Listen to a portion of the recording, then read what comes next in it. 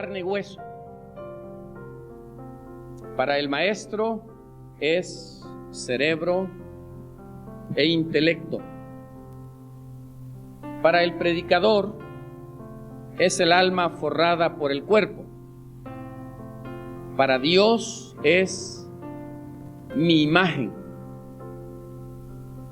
Y cuando la palabra del Señor nos habla del hombre y de la mujer como la imagen y semejanza de Dios, está hablando del ser humano con capacidades, con grandes potencias, grandes potencialidades, tanto en el ámbito moral, intelectual como espiritual, para poder elevarse y para poder escalar grandes alturas.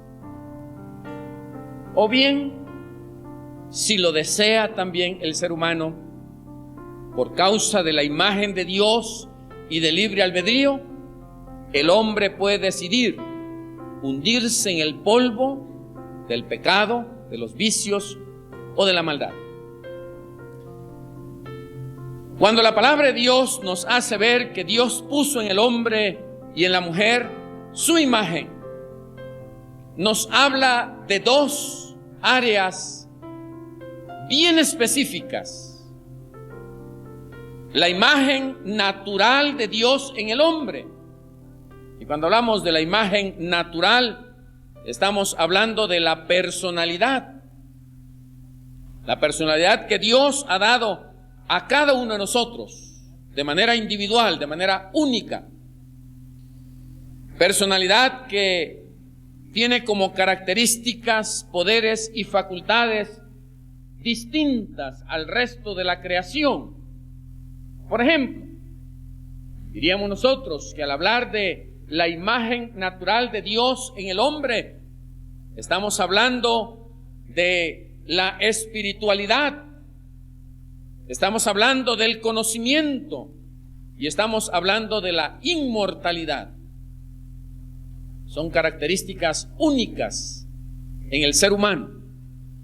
El resto de la creación no las tiene. Dios puso su imagen y su semejanza en el hombre a través de estas tres características: espiritualidad, conocimiento e inmortalidad. Esta capacidad hermosa que Dios nos concede de saber, de conocer, de aprender, y por supuesto la bendición de ser seres inmortales, aunque no eternos. La imagen moral puede resumirse en una sola palabra: santidad.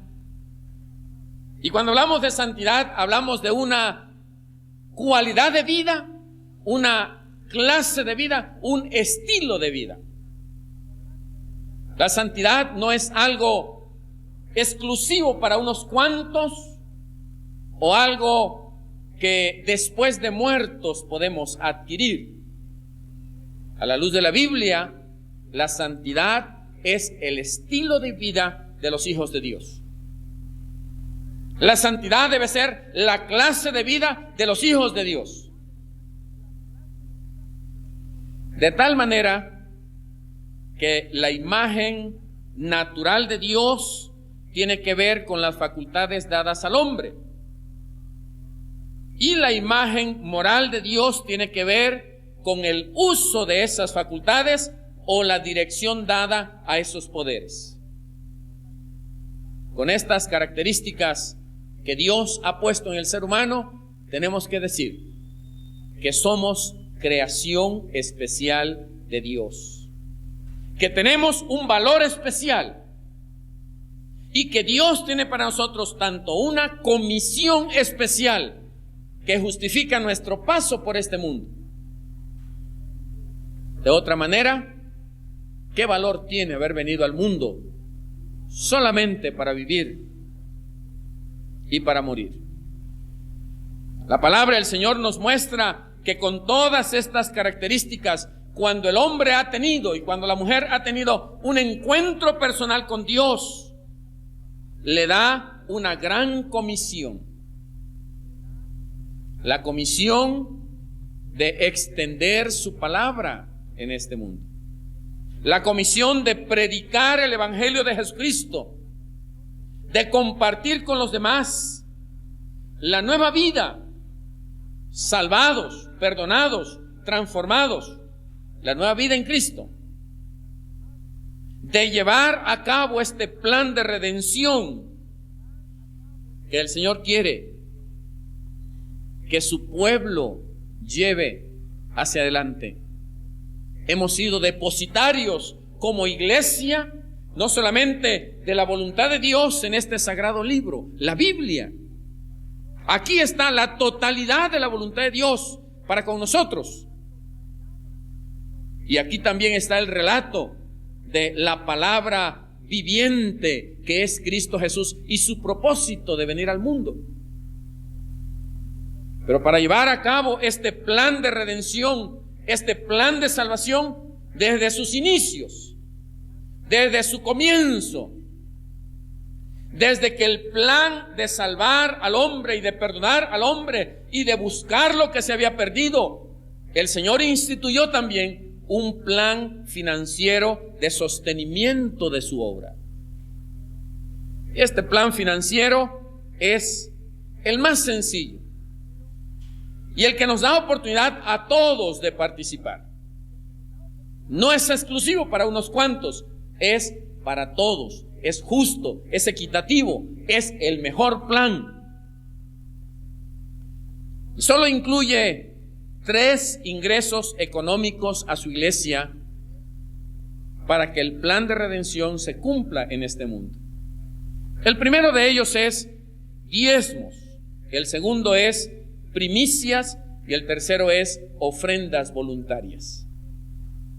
Para que el reino de Dios se extienda por este mundo y alcance a aquellos que no han conocido a Jesucristo en sus vidas, el Señor nos provee este plan financiero. Cuando hablamos de diezmos, hablamos de dar a la iglesia y dar a la obra del Señor la 10ª parte de nuestras ganancias o de lo que nosotros percibimos como ingreso económico. Dar a Dios la 10ª parte.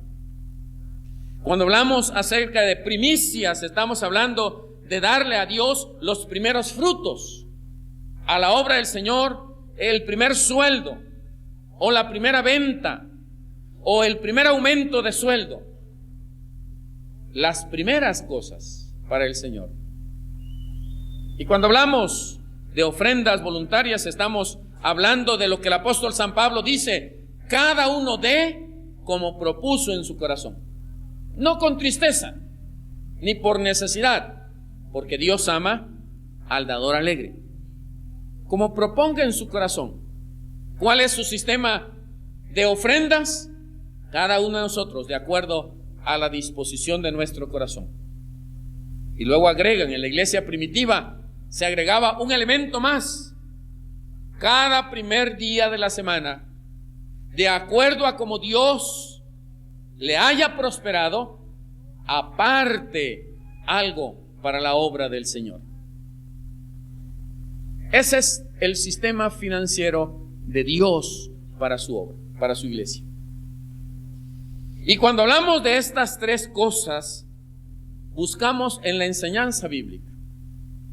Y un Dios santo, un Dios cuyo deseo era que su pueblo fuera también un pueblo santo, en Levítico 27:30 nos dice lo siguiente como mandato de él. Un Dios santo nos dice: diezma, ofrenda, da primicias.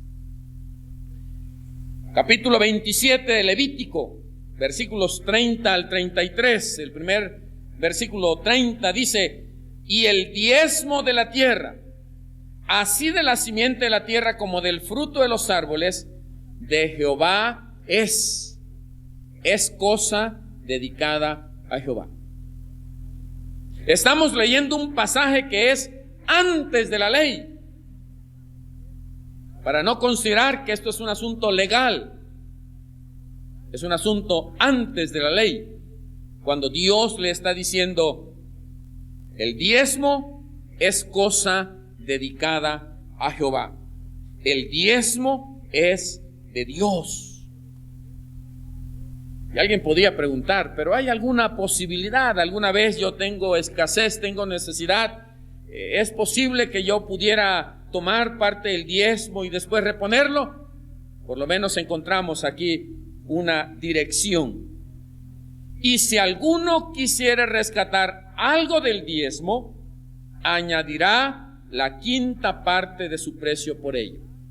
Así que si alguna vez le ha hecho préstamo al Señor del diezmo, devuélvale una quinta parte más cuando regrese lo que es de él. Y todo diezmo de vacas o de ovejas, de todo lo que pasa bajo la vara, el diezmo será consagrado a Jehová. Y luego vean esto: no mirará si es bueno o malo, ni lo cambiará. Y si lo cambiare, tanto él como el que se dio en cambio serán cosas sagradas, no podrán ser rescatadas. Por ejemplo, estaba considerando, si a la hora de traer el diezmo del ganado, alguien diría, bueno, esta becerrita o este corderito, pues está muy flaquito para dárselo al Señor.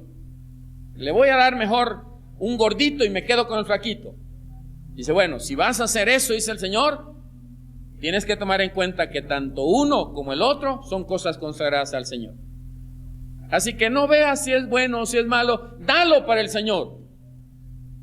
Parece que es una indicación a nuestra vida cuando nosotros decimos, ¿y qué tal si no usan bien el diezmo que voy a dar?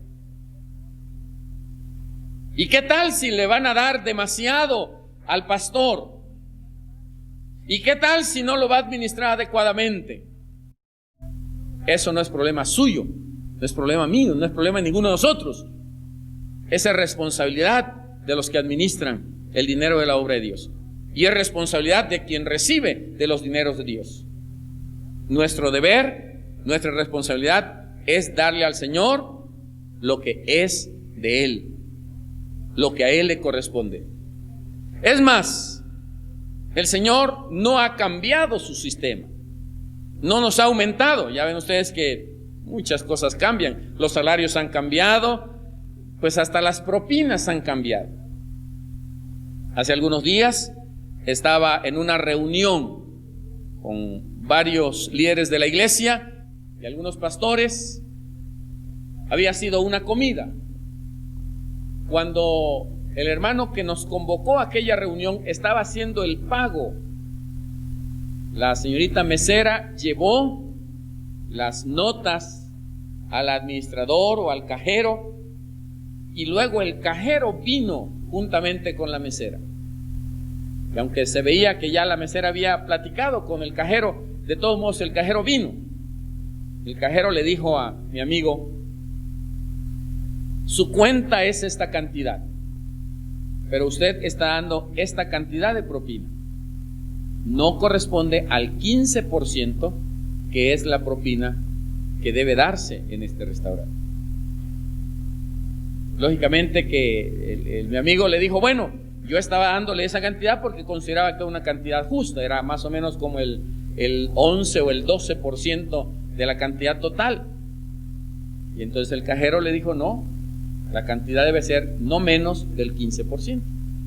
Hasta las propinas han cambiado. Dios no ha cambiado. Dios sigue sosteniendo el diezmo solamente. Aunque algunos hermanos, como el hermano Mejía nos compartía hace unos domingos, bueno, pueden dar, tienen disposición en su corazón de dar hasta el 30%, como él está haciendo. Es un asunto personal. Lo bíblico es el diezmo, el 10%. Eso es lo bíblico. Lo demás nace del corazón. Nosotros tenemos que tomar en cuenta que un Dios santo nos dice diezma. Nosotros tenemos que tomar en cuenta que es una santa obligación. Mateo 23:23. Y esto es Nuevo Testamento. La palabra del Señor nos dice, ay de vosotros, escribas y fariseos, hipócritas, porque diezmáis la menta y el eneldo y el comino, y dejáis lo más importante de la ley, la justicia, la misericordia y la fe. Esto era necesario hacer sin dejar de hacer aquello. Aquí la palabra del Señor nos hace ver que tenemos una santa obligación: no dejar de hacer aquello. ¿A qué se refiere? Claramente la palabra del Señor nos muestra y nos enseña que nosotros tenemos la obligación santa de amar, tener misericordia, tener fe, sin dejar de diezmar. Es decir, sin dejar de colaborar económicamente para la obra del Señor. Es una obligación, es parte de nuestra obligación, es un deber.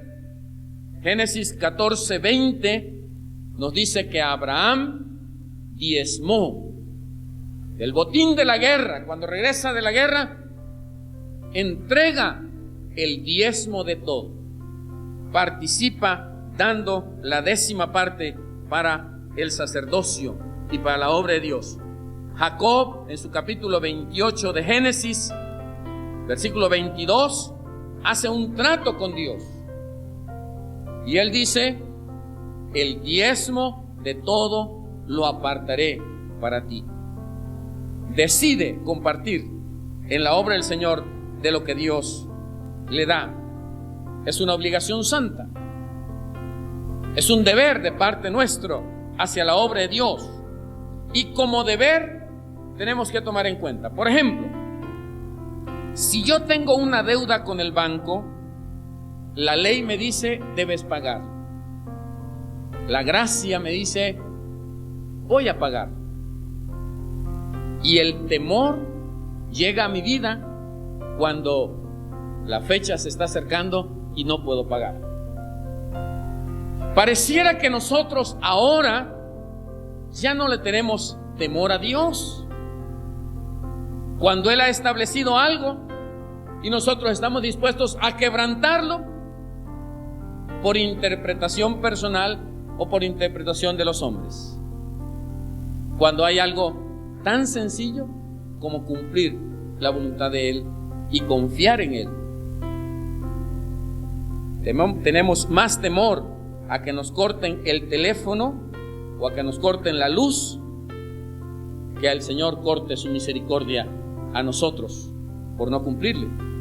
Y sentimos más obligación a las instituciones humanas, y no tienen que venir a recordarnos que tenemos que pagar cualesquiera de estos servicios. Temprano estamos ahí para hacer cola, y aunque el empleado nos trate mal, nosotros insistimos en que queremos pagar. Ya se pasó las 11 de la mañana, ya no puedo cobrarle. Por favor, cóbreme de una vez. Ahí está, mire, ahí está el dinero, le voy a dar para su refresco para que me cobre. Un corazón, una iglesia santa, además de un corazón limpio, también una iglesia santa dice: diezma. Malaquías capítulo 3, y es el pasaje quizá más conocido de la palabra. Malaquías capítulo 3. En Malaquías capítulo 3, la palabra del Señor nos hace ver y nos enseña que nosotros debemos también dar lo que al Señor le corresponde. Versículo 10: traed todos los diezmos al alfolí, y hay alimento en mi casa. Y probadme ahora en esto, dice Jehová de los ejércitos, si no os abriré las ventanas de los cielos y derramaré sobre vosotros bendición hasta que sobreabunde. Y vea lo que dice el versículo 11: reprenderé también por vosotros al devorador, y no os destruirá más el fruto de la tierra, ni vuestra vid en el campo será estéril, dice Jehová de los ejércitos.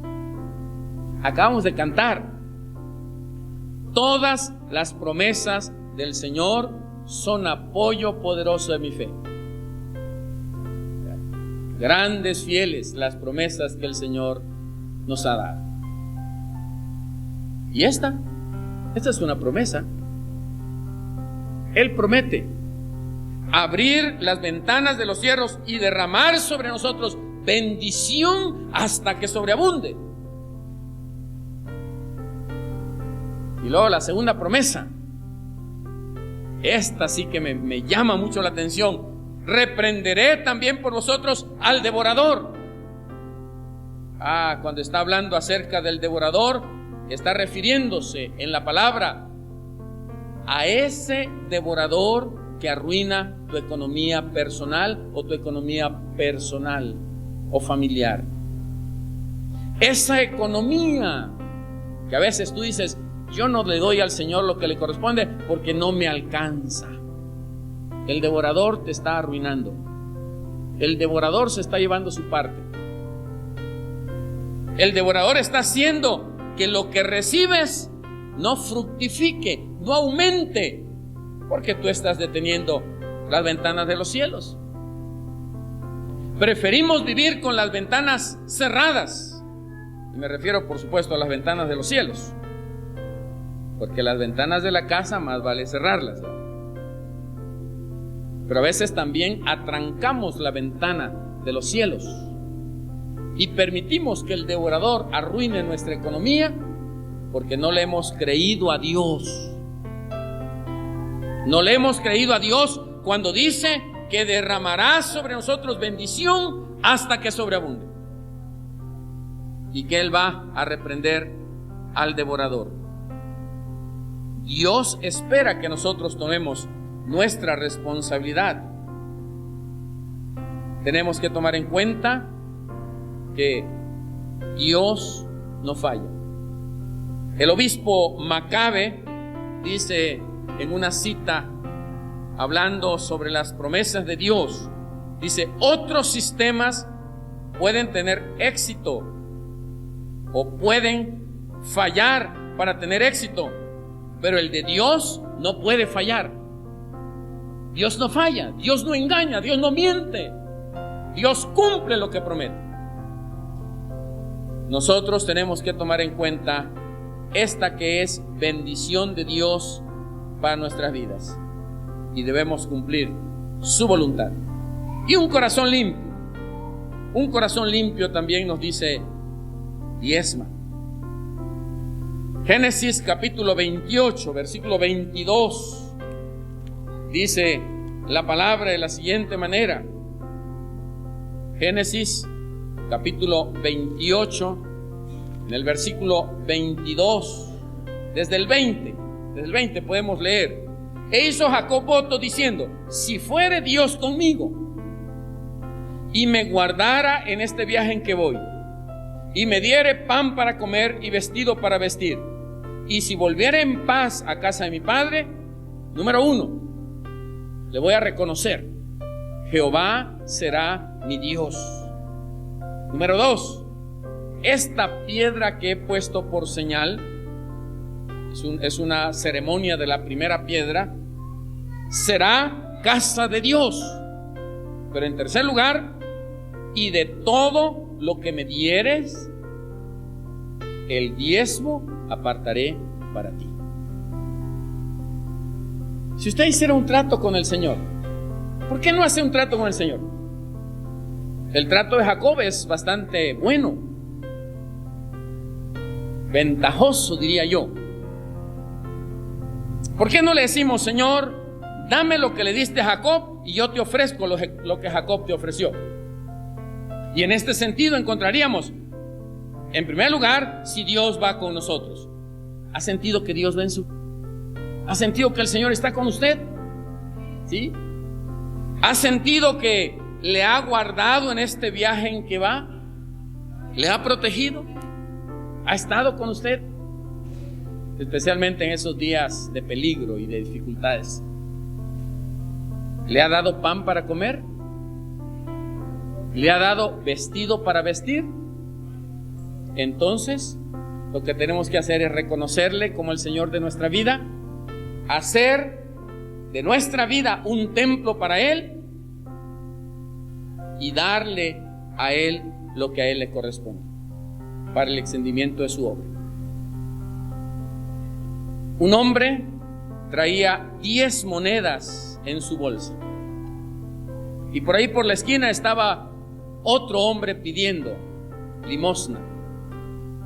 Así que sacó las 10 monedas y de las 10 monedas apartó una sola y le dio las 9 a aquel pordiosero que estaba pidiendo.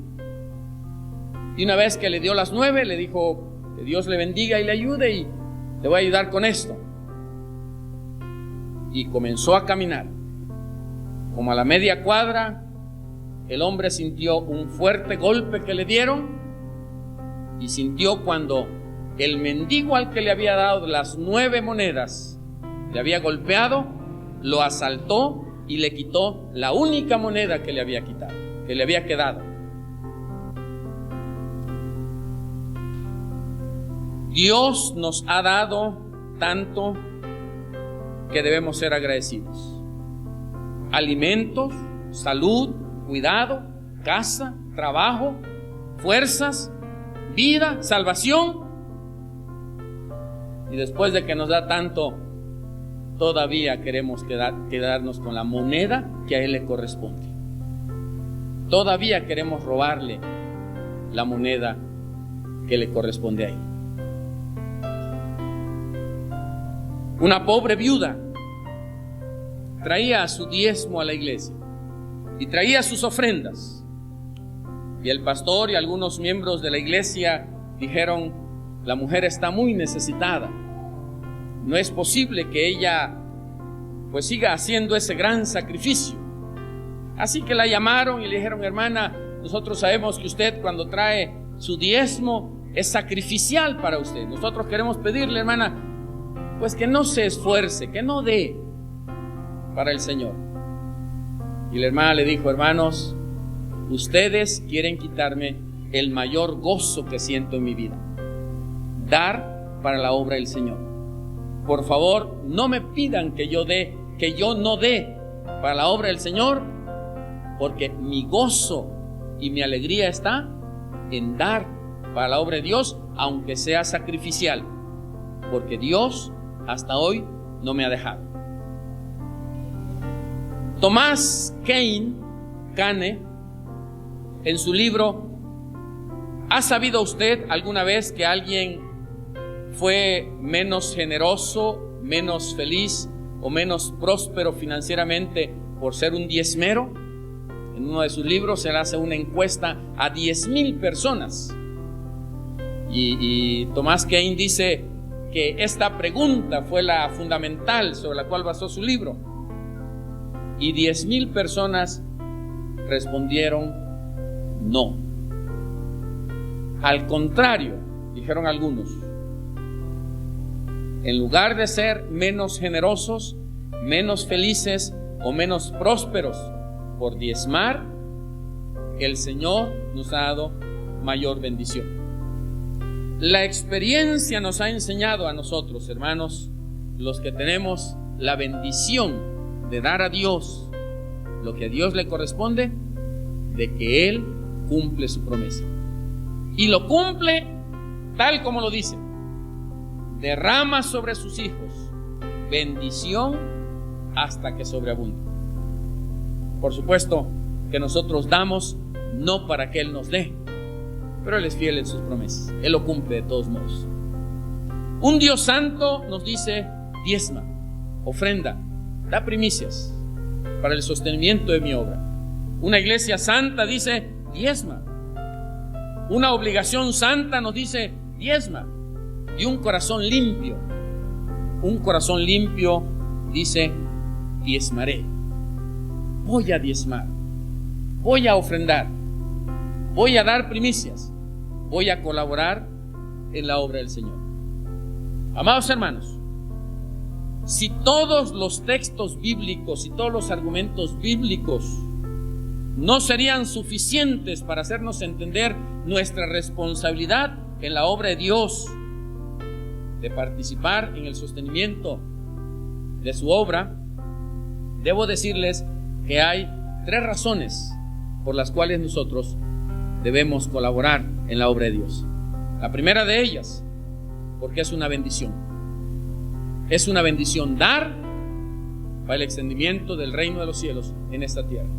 Número 2, por amor por amor a Dios, por amor a su obra, por amor a los pecadores, por amor al mundo perdido.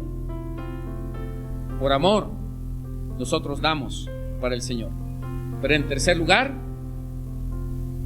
podemos dar por gratitud, por agradecimiento.